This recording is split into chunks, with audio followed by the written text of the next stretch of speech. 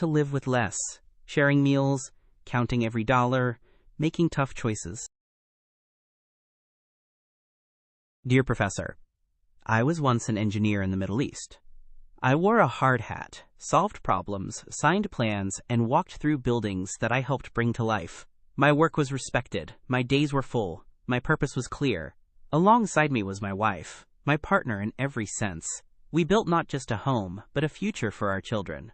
Life was not extravagant, but it was steady. We had dignity. We had rhythm. We had dreams. But life has a way of whispering to you, especially when you're a parent. It asks, is this enough? And so, when our children were given the opportunity to study in Canada, we encouraged them to go, even though our hearts ached at the thought of distance. Later, I made the decision to follow, not just to be near them, but to start again. I became an international student, just like them. I won't pretend it was easy. Returning to the classroom after so many years felt like stepping into another world. The books looked different. The words moved faster. The screens and systems were things I had never used. And my classmates? Most of them were young, full of energy, quick to grasp new things. Meanwhile, I often sat quietly, feeling like a stranger in a place I should have belonged to. But that wasn't even the hardest part. Financially, it felt like we were climbing a mountain with no end in sight.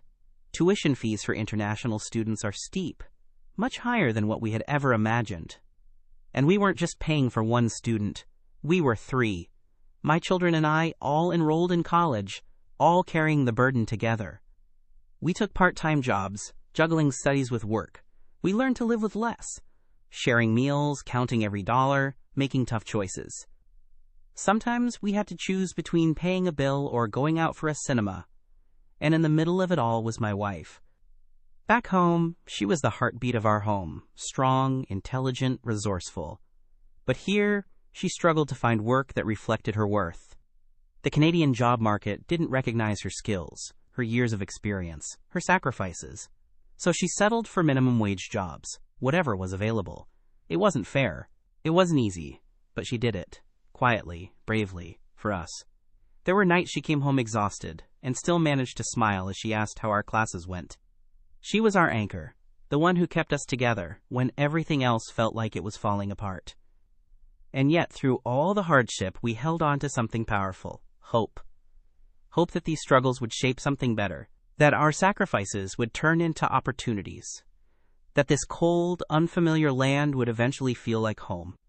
To those thinking of coming to Canada as international students or as families hoping to start anew, I say this with love and honesty. The struggle is real. It will test your patience, your strength, your faith. You'll feel invisible at times. You'll cry in silence. You'll want to give up. But don't. Stay focused. Remember why you came. Hold tightly to your purpose and to each other. Because one day you'll look back and realize that the hardships didn't break you. They built you. They made you stronger, wiser, and more grateful. This is our story. A story of love, sacrifice, and beginning again. And if you choose this path with all your heart, it can be yours too.